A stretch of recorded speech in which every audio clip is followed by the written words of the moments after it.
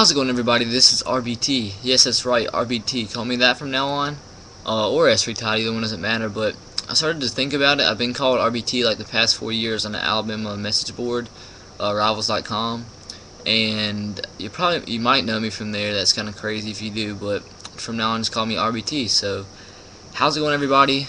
This is RBT, and this is my recap of the Georgia Southern Alabama game from Saturday. And I'm not going to talk about the Iron Bowl.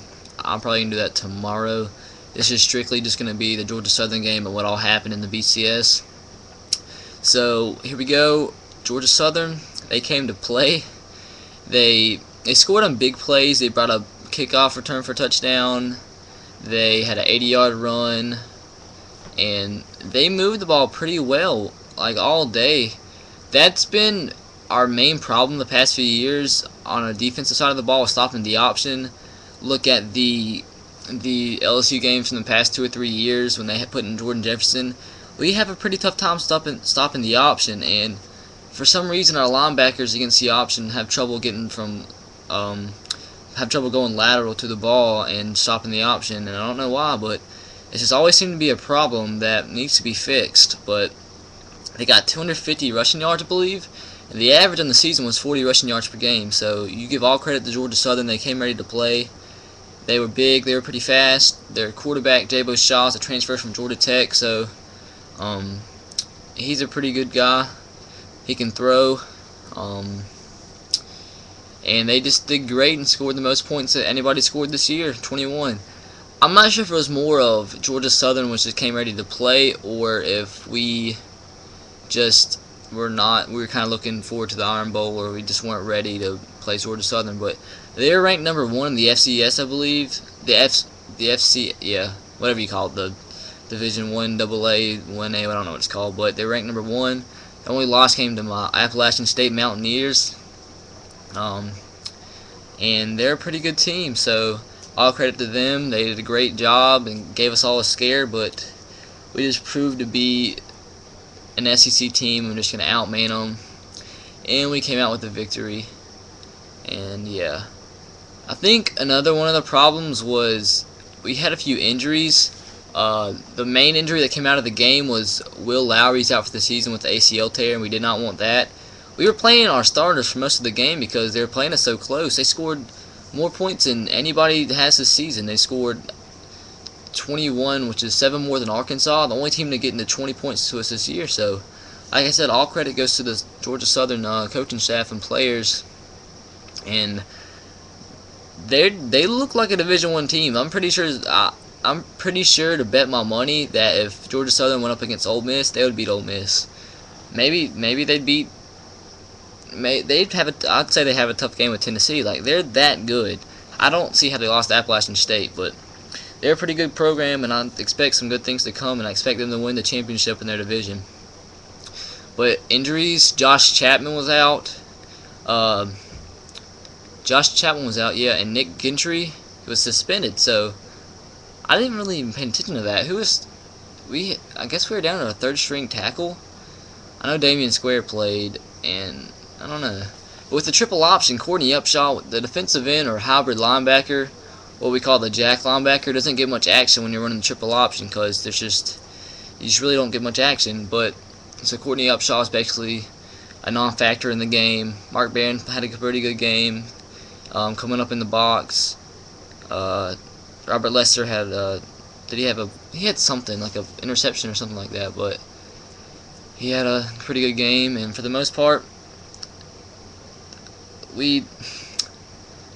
I don't know if you say we had a good game, but Georgia Southern, like, they look like a better Georgia Tech, honestly. Like, I don't know. But yeah, we had some injuries. Marquise Mays, I think, got hurt a little bit. He was a little banged up. Darius Hanks was out. DeAndre Wright was out for suspension. That's what Nick Gentry was out for. So we're a little bit beat up. We need to get some rest and get ready for the Iron Bowl coming up next week. And that's pretty much on the game. We won 45-21. But all credit goes to Georgia Southern, and you guys did great. Moving on to what all happened in the BCS. We are number 2, and we control our destiny. and it honestly doesn't feel like it doesn't feel like we're gonna play for a national championship. But if we win, we're gonna, and that just doesn't feel right. But it's gonna happen, and I'm excited as the next person, but it just doesn't feel right. But who cares what I feel? If we will win the national championship, great. That's gonna be freaking insane. But that'd be 15 national championships. 14 national championships. My bad. Because you can see right there. But Oklahoma lost to Baylor. Oregon almost came back against USC. They missed the field goal to tie the game. I was watching that. I was watching both games at the same time. One was on the computer, one was on the TV. But USC was up by 21, I think, and I knew Oregon was going to come back. It was too good to be true. Both of those teams couldn't lose in the same day. And when Matt Barkley handed that stretch play out and he didn't meet the running back, or the running back didn't open up his hands to get the handoff, and he dropped, it was like, it's over. And Chip Kelly, he had all 3 timeouts and he didn't try to score. He was like settling for a field goal. They would have tried to score, they probably would have won, but he didn't. USC won. Now Oregon's down to 10 in the BCS or 9 in the BCS, something like that. So they're a non-factor right now. Oklahoma has 2 losses now. Hopefully they'll beat Oklahoma State to keep some people saying a 1-loss Oklahoma State deserves to go. But either way, even if Oklahoma State does win, I still think Alabama's going to go to the national championship. So that really doesn't matter. But Baylor, Robert Griffin is a freaking beast. He's probably the best player to ever come out of Baylor that I can think of. I've been watching him since freshman year. I saw his freshman highlights, and he was just a freaking beast. He reminds me of a right-handed Michael Vick, like exactly. Maybe a little bit more accurate and a little better arm strength. But Baylor came out ready to play. It sucks because it was such a big game and their stadium wasn't even filled up. It was like maybe 90% filled up. But that's what happens when you don't have an on-campus stadium and you have a little small school like Baylor. But it's great for their program. I think they just announced plans to build their own on-campus stadium, and it looked pretty sick. So congrats to Baylor. They're turning the program around. Great win. Now Oklahoma's down to 9 or 10 or 8 or something like that in the BCS. So now we have LSU, Alabama, Arkansas. And if Alabama beats Auburn this week, which they should, we should be going to the BCS championship. So we just have to worry about our own business. But with the scenarios of LSU and Arkansas, if LSU wins, we're in. I mean, either way, unless Arkansas wins in an overtime game, really close, and Alabama barely beats Auburn, maybe some people will say that Arkansas should jump Alabama but not jump LSU, or LSU should just drop to number 2 and Alabama to 3. But I don't see that happening.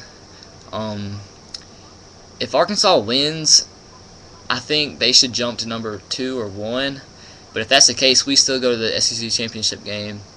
But if LSU wins, we don't go to the SEC championship game. So out of the 2 scenarios, we can either go to the SEC championship game if Arkansas wins, and we can claim the SEC championship and go on to play for national championship if we beat Georgia. But if LSU wins, we can have a bye week. We don't have to play Georgia and worry about losing, and then we can just go on to New Orleans and play LSU in the championship game. But what happens if LSU loses to Georgia? Would Virginia Tech go? I don't know. Or Oklahoma State? But it's all crazy. I think we're going to be fine, but we'll see in the next few weeks. That is it, guys. My Iron Bowl prediction video or Hate Week video will come out maybe tomorrow. I don't know, but I'll see you guys later, and Roll Tide.